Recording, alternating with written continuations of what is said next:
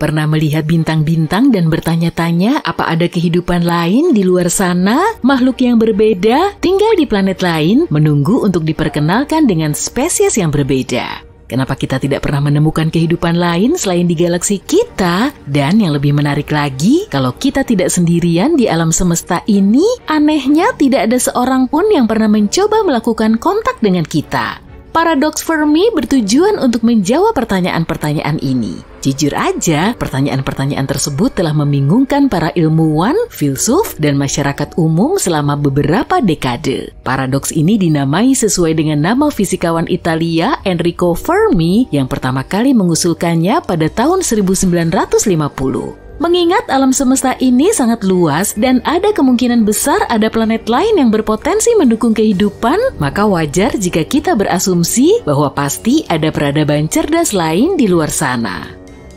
Tapi, terlepas dari upaya terbaik manusia, kita belum mendeteksi bukti nyata adanya kehidupan di luar planet kita. Tentu saja, selain dari orang-orang yang sengaja kita kirim ke luar angkasa, kurangnya bukti ini membuat orang bertanya-tanya apakah kita benar-benar sendirian di alam semesta. Terlebih lagi, apakah ada alasan lain yang lebih menyeramkan kenapa kita belum menemukan alien? Salah satu teori yang mungkin diajukan adalah bahwa kita belum mencari cukup lama atau cukup keras. Alam semesta ini sangat luas dan peradaban lain mungkin saja ada di planet yang terlalu jauh untuk kita deteksi.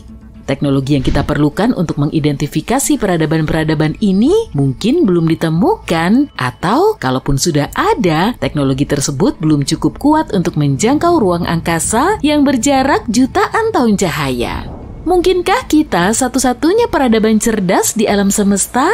Teori ini menyatakan bahwa kondisi yang diperlukan bagi kehidupan untuk berevolusi dan berkembang sangatlah langka. Seperti dalam kasus kita misalnya, fakta bahwa bumi kita memiliki air, atmosfer yang stabil, medan magnet, dan iklim yang cukup masuk akal.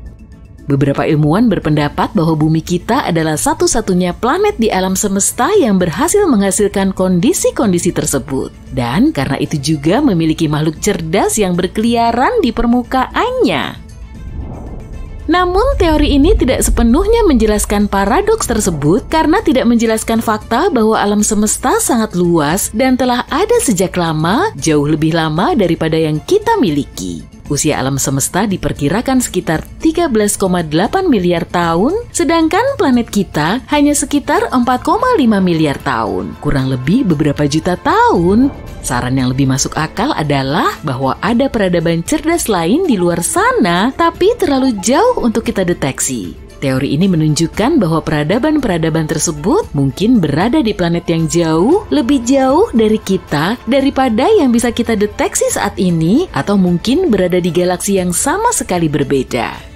Alam semesta juga mengembang, artinya segala sesuatunya tidak akan tetap diam. Bahkan jika kita memiliki kemampuan teknis untuk melakukan perjalanan antar planet dan galaksi, mereka mungkin saja bergerak menjauhi kita dengan kecepatan yang tidak akan pernah bisa kita kejar.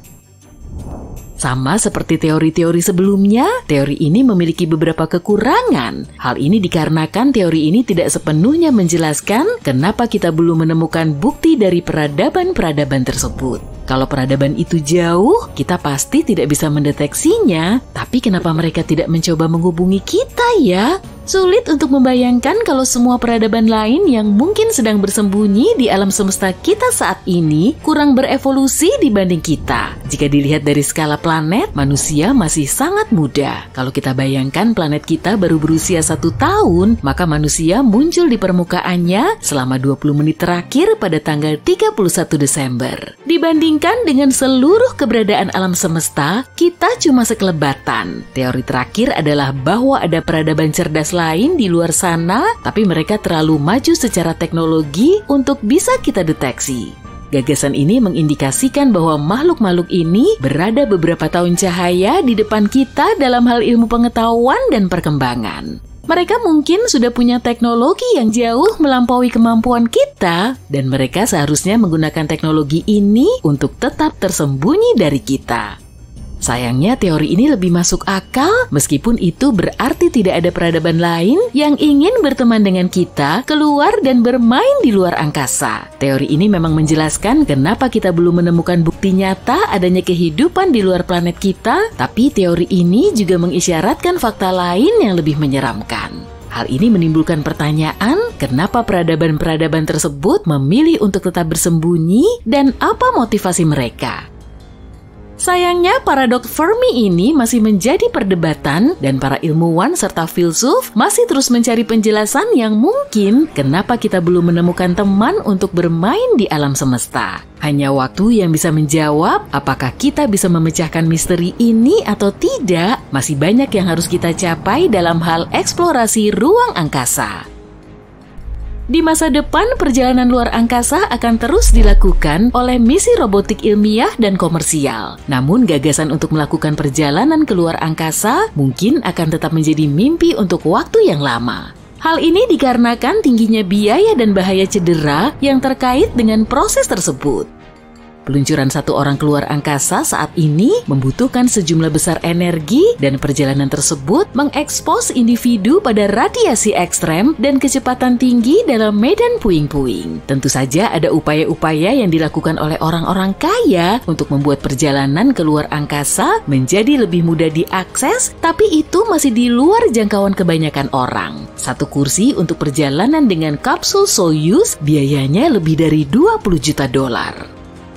Sebagian ilmuwan percaya bahwa kita harus menginvestasikan lebih banyak waktu dan usaha untuk melakukan perjalanan ke luar angkasa. Tapi kalau dipikir-pikir, gak ada tempat lain yang mirip dengan bumi yang bisa kita tinggali. Kita gak bisa bernapas di luar atmosfer dan gak ada objek luar angkasa di tata surya kita yang bisa mendukung kehidupan seperti yang kita kenal. Ambil contoh, Mars. Kalaupun kita berhasil pergi ke sana, pada saat kita sampai di planet merah itu, kita sudah menghabiskan waktu berbulan-bulan hidup dalam gravitasi mikro. Itu juga berarti kita butuh banyak waktu untuk memulihkan kondisi fisik sebelum bisa mulai menjelajahi planet ini.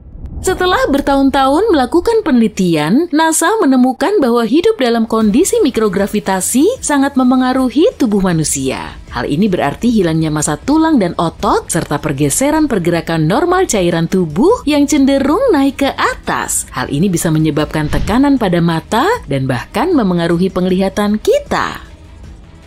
Hanya karena kita tidak bisa memastikan adanya kehidupan di luar planet kita, bukan berarti kita tidak memiliki beberapa bukti selama ini. Seperti pada tahun 2001 misalnya, ketika para peneliti NASA mengemukakan teori menarik tentang bulan Jupiter, Europa. Mereka menyebutkan bahwa potongan-potongan bakteri yang membeku mungkin merupakan penyebab semburat merah Europa dan sinyal inframerahnya yang misterius.